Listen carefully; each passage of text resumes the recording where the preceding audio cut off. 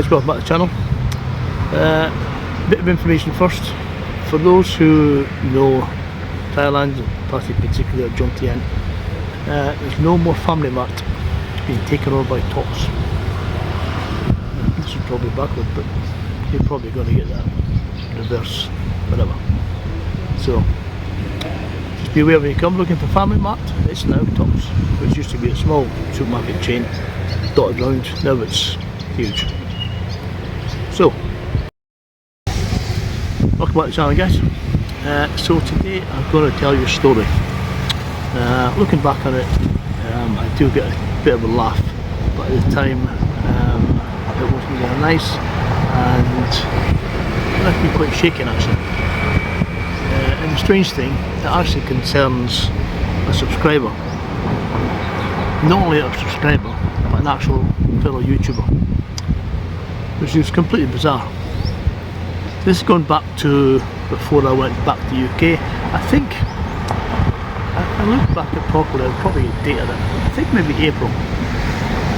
And I've been sort of swithering whether to do this or not, and I spoke to the sort of partner in India. He said, yeah, do it, it'll be fun. I don't think it's fun, but anyway, you'll maybe get a laugh at it, but I think you'll probably be, I think, surprised,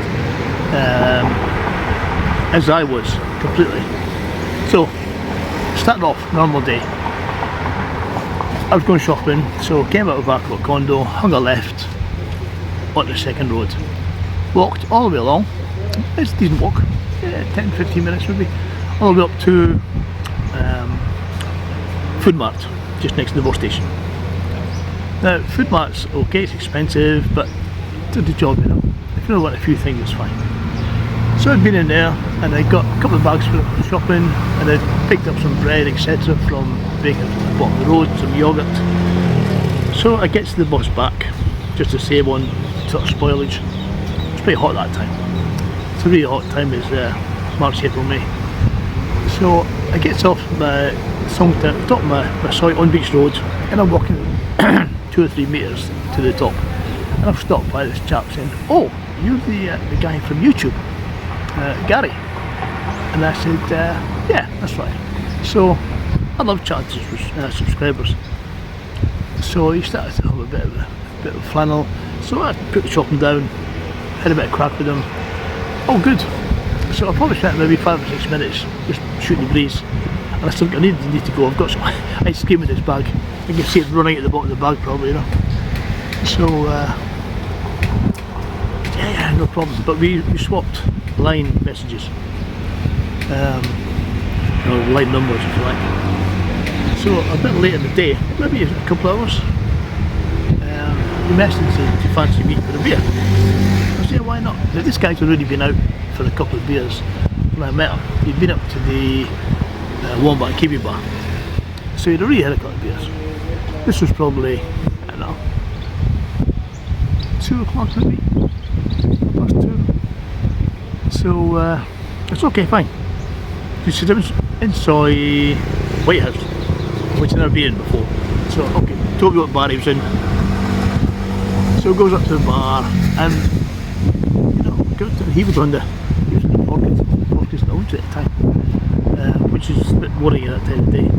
But anyway, I had 2 or 3 beers and chatting away, nothing untoward, all good. I said, "Oh, I think you want fancy something yourselves?" "Yeah, okay." So I went down to the Japanese club called Seahorse, on Soy 3.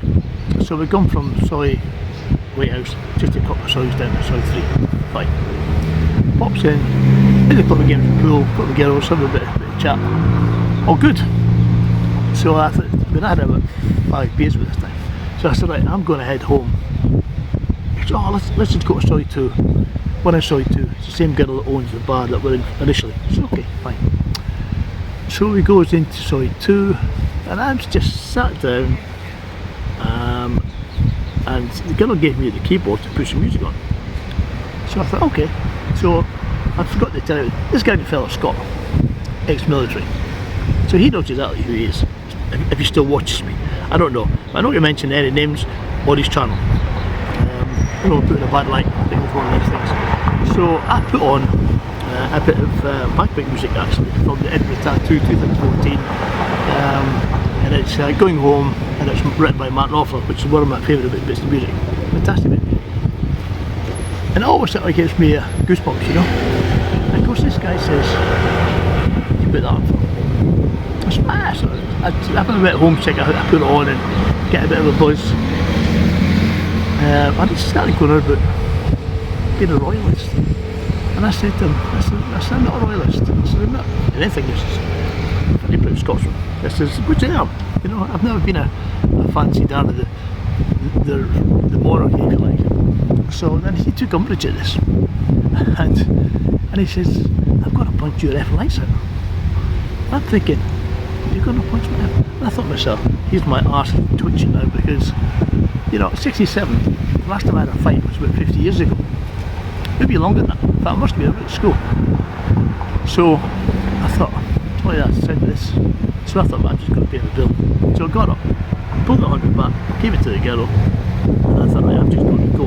And it just jumps out of his chair, comes round to my side of the table, and squares up. And I quickly flash, put my left hand up, because I'm taller than him, put my left hand, get away from me, and he had a swing. Well, he missed me by a mile. So I hit once, and then hit again, and it felt down like a bag of spuds, a bit like you see in the movies. So I leaned halfway up against the bar, and I thought, oh, shit, I've killed this guy. So I thought, there's no one to be here, let's just get out of here, take the food situation. So paid my bill and walked down the bottom side too. Very calmly, you know. But obviously people had seen what was going on, and the jungle dogs had gone because the head were out of the bars. This time I was at the bottom side too, and I was just waiting on a song to, and this maniac comes running down after me, shouting, I'm going to effing kill you, you can't walk away from me, blah blah blah. And I thought to myself, Christ, here he comes again. So I took my specs off this time, expecting another encounter. And I really don't like aggression. I'm a sort of like soft shit, honestly. If there's a fight going, I'm other side of the road. So he comes up, he puts his fist up, as in, you know, Queensberry's. And I said, what are you doing? And there's two Thai guys watching on either side of the road. And I can see one of them was absolutely chuckling away. So this guy had another swing for me, missed by a mile. I hit once, he fell down like a bag of spuds again, and I mean I really caught him square in the chin, back on the deck, and I thought to myself, stay down there, my friend, you're talking up again. So even the tiger had said to me, I think you better go. It's okay. And he said to the guy on the deck, you stay down. So that was agreement. I was going, this Thai guy was keeping him down. So along comes the song tower, I jumps on the bus, off we go, and before he gets 5 or 6 yards, he's up shouting abuse at me, yeah, this isn't finished yet, you effing basket, this, that, blah, blah, blah. And I thought to myself, oh my God. So I made him shaking. I was actually physically shaking. I say, I'm not aggressive the slightest. I can give a good bit of lip verbally, but I'm certainly not physical. So I thought, oh, damn. So he gets home anyway. And this guy had sent me a message, said, you know, I'm not finished with you yet, blah, blah, blah. And I said, look mate, I said, if I was you, he's only been in Thailand a few months, so if I was you, I said, I would give your head a shake, you know. Because if you do that to some Thai guy, he's going to bury you. And I mean literally bury you. He's not just going to punch you. He's going to knock it out. He's going to kill you. He's going to stick you in the field. He'll never be seen again. So, a little bit later I got a message back saying, oh, I'm really sorry. I realised my fault. And I got what I deserved. And I thought, oh my God. So that was that.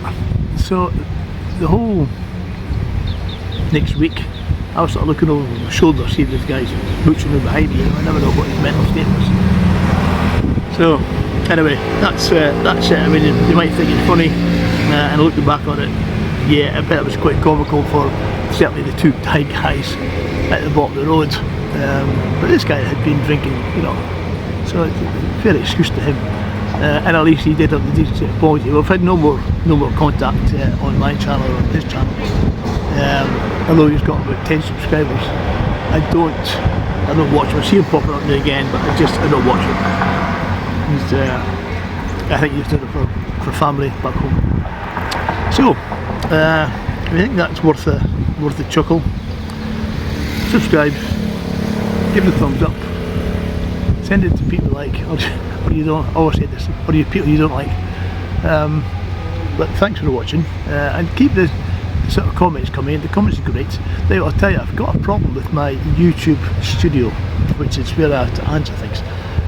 My last video about health, I must have answered the same people a dozen times, and then on my studio it's not showing up as any reply sent. So maybe you've got the same reply 6 times. So if only you would like to send me back an email to say, yeah, we're getting replies, or we're not getting replies, that would be great, because I don't know what to do otherwise. I took my laptop into the computer guy last week in Pattaya, and he wiped my C drive.